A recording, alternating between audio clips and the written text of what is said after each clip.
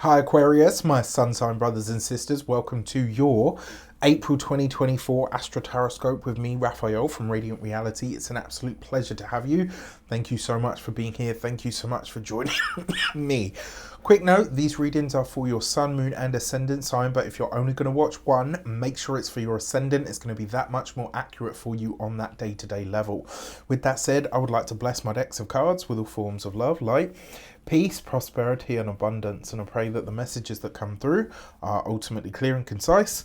They help you on your path to your highest vibrational good. So for your the first transit, so remember, if I ever don't mention a date or for a transit or something, you'll be able to find all of that stuff in the description box below. And whenever I'm talking about astrology, I'm always using, certainly for these bigger videos for mass consumption, and often actually for your personal readings, I am using whole sign tropical Western astrology for the picking out the transits. All right, now with that said, the first transit that I would like to explore is on the 2nd of the month. Mercury is going to go retrograde in the sign of Aries, at the tail end of Aries actually, and that for you is in your 3rd house of communications, conversations, interactions on a local level as well. The 3rd house is also siblings, so this could be an old conversation that's come up before, where you're having either reconnections or reconciliations with siblings, cousins and neighbours. It can also see miscommunications with siblings, cousins and neighbours as well. And it might be the opening up or the reopening up of issues around such persons, right? So there is something here that it's like maybe there's something that you're unable to sort of really agree on. And remember, for you, Mercury rules your 5th house, but it also rules your 8th house, right? So there's something about this where your personal creativity, or maybe even a romance sort of element of this, and some kind of self-expression all come into consideration. There might be a lot of conversations around inheritance, debts, taxes, loans, etc. right now.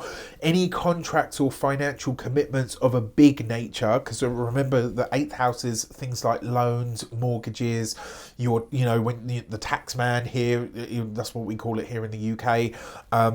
Any big contracts or commitments around those things might need to be rethought or redefined here. So keep that as a consideration, because obviously it is a Mercury retrograde, right? Now, if you've been with me long enough, you've always heard me say, you don't stop living just because there's a Mercury retrograde, but at the same time, you do your due diligence. For this, you've got the 5 of Wands, you've got the 7 of Cups, and the Knight of Pentacles. So some of your long-term, long-range plans might need to be rethought out here.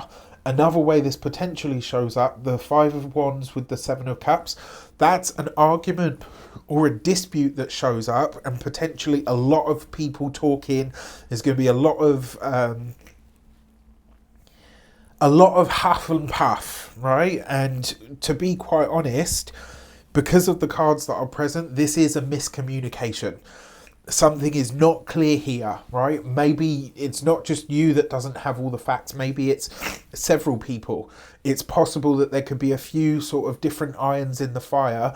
And maybe as well, because the Knight of Pentacles is here as well, it's possible that there could be a lot of agendas that are happening around you. And one thing about Aquarius people, we do not like bullshit. We don't like surreptitious energy, and we really can't stand plots and conspiracies and all of that. Like, and maybe this is just me. Maybe I'm speaking out of turn. Maybe this isn't for all of you.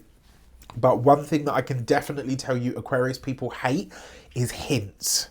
Don't hint at me. If there's something that you want from me, ask me straight up, right? It's the same thing with the truth. Aquarius people would rather know, right? I don't care how hurtful you think the truth is going to be for me. Don't do this, oh, I didn't tell you to protect you. Like, don't do that, right? You don't get to decide that for me. Give me the truth, because I know I can handle it. I might be wounded, I might be upset, I might even shed a tear or two, right? But I ain't going to be out here being lied to and all the rest of it. And it's the same thing for hints. Don't hint at me, because I'm not interested in that. If you're asking me for something and if I've got it in my power, my remit, or even my bank balance to give you, no problem. I will give it to you happily, gladly, easily, no problem. If I haven't, or I can't, or I don't want to, I'll straight up tell you no. But let that be my choice, right? Don't drop hints and expect me to just kind of give you whatever it is that you please or whatever it is that you want. I ain't got time for that shit. I really don't. This is, I'm tired. It's the end of the day. So you can hear the hood coming back out of Raph at this point. I'm sorry, that's the old me. So on the, excuse me, on the 8th of the month, we've got the new moon solar eclipse in the sign of Aries.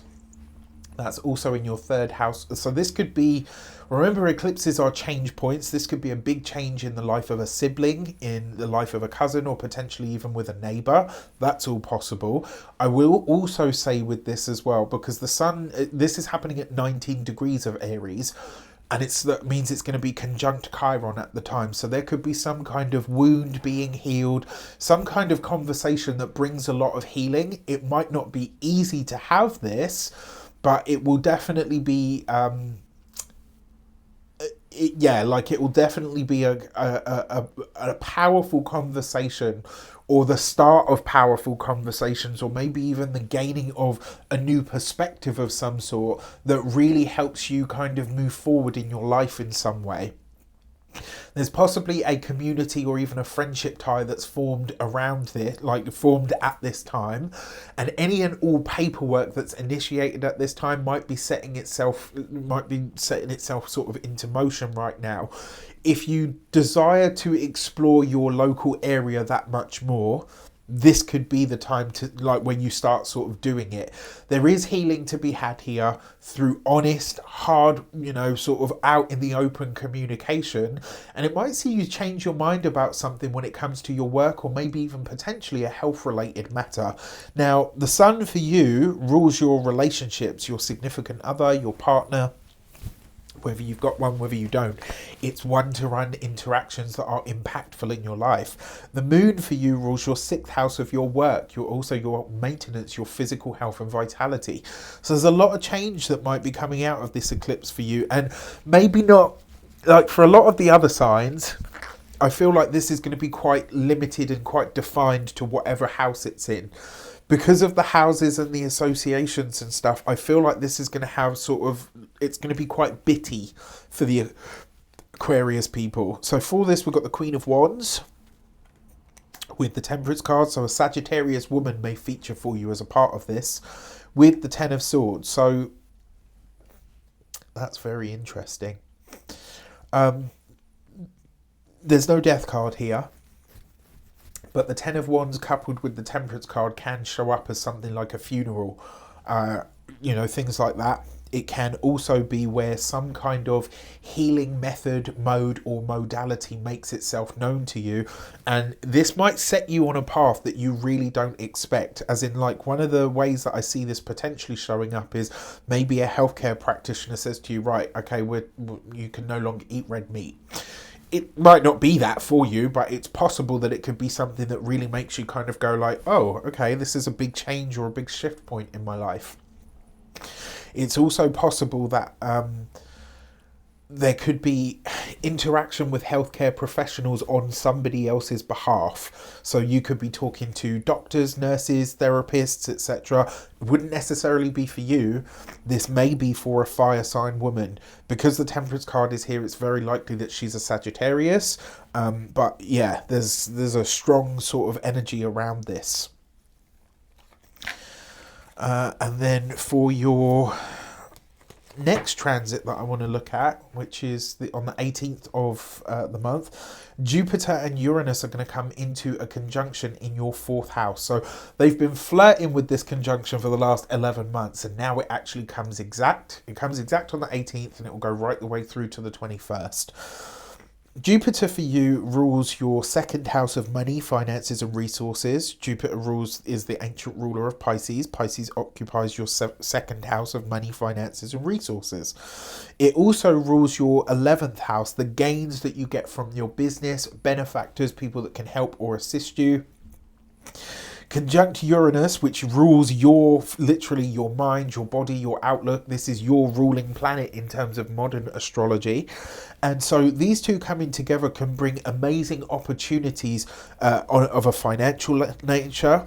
This could be you getting your message and your voice out there in some sort of big way. It could see your future plans and goals and aspirations and dreams on a financial level could be exponentially sort of, amplified in some way, which means whatever you had, this stuff could sort of start happening for you way sooner than you expected. It could also be a financial matter around a home, property. Remember, your fourth house is your home, family, property, real estate, who you live with, where you live, all of that kind of stuff. And this could, I'm seeing this transit as largely positive. It's a once in 14 year transit, and it won't again happen in Taurus unless you're born on the day that this happens. It's very likely not to happen again in your lifetime, right? So this is a pretty big deal for all of us in some regard. For this, we have the Death card with the Chariot card and the Seven of Pentacles. So you've got the Chariot card is the number 7. Seven of Pentacles is 7 as well, obviously. 2 sevens represents news, right? You've got the Death card with the Chariot card. So I'm going to start with the heavy part first. There's no getting around this. If you've been with me long enough, you know when it's good, I will tell you. When it's challenging, I will tell you. And more importantly, when it is like the Death card, I'm sure people out there, like when they're in the comments, like, oh, I can't believe you just said that. I'm not putting it out there because I want it to happen. This is the work, right?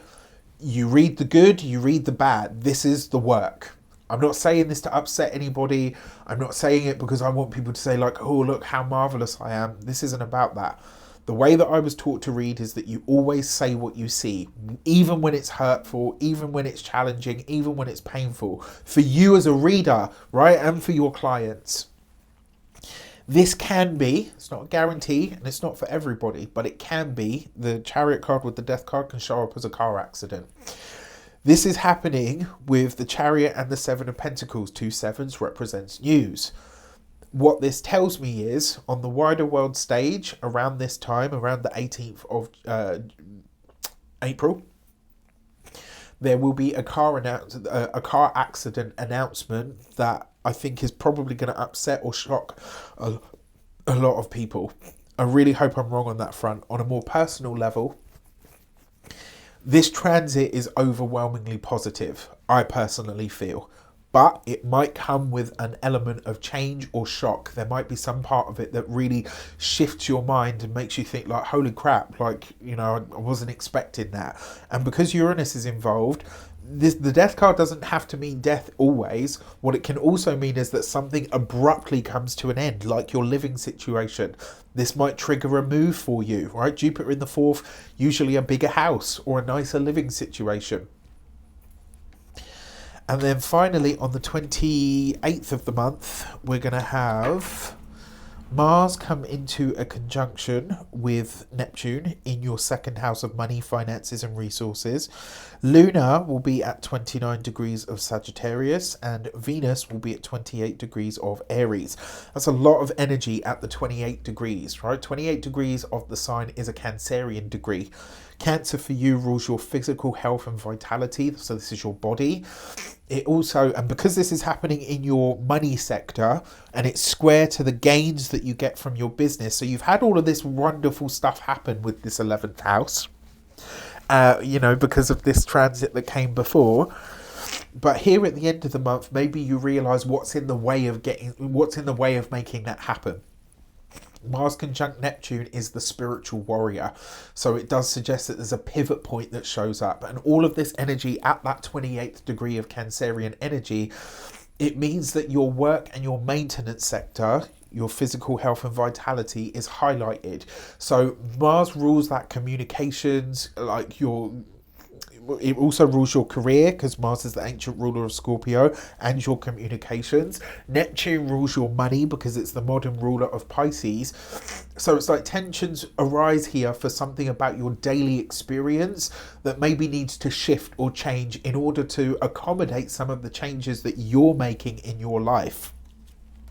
For this, you've got the Six of Pentacles, but all about give and take, with the Empress card and the Five of Cups. So this might be, right, this is one of those moments where you might have to get selective about what you are willing to release in order to get ahead, right? So there's something here that you're having to get rid of or to let go of in order to say, okay, you know what, this is where I want to go in my life, but in order to do that, I'm going to have to release this. All right, for your lunations, let's have a look at what the Human Design Oracle deck has to say. So we've already looked at the new moon solar eclipse, but let's see. Your Human Design Oracle deck card is the Gate 48 and Depth, right? And so this new moon is really getting you to look at the hidden depth of your mind, because it's in your third house. So this is getting you to see, like, what else you have in there. What have you got stored up that maybe you're not utilizing in terms of mental agility, or possibly even in terms of your skill set. And the Depth card is, it's about finding the hidden depth within you. It's about finding the hidden power or talents that you have that maybe haven't got a look in for any number of reasons. So then on the 23rd of the month, we have the full moon in the sign of Scorpio in your 10th house of career, social status, public standing. This is a point at which this year you are more visible than at any other time, right? Apart from when the sun is in your sign or it's a full moon in your sign, this is a moment where the cosmos is illuminating you in some regard. And for this, you've got the Gate 17 and Opinions. And the message behind this card is, you might at this time become acutely aware of what people really think of you. You might not be happy about what that is, but you know what? Fuck them.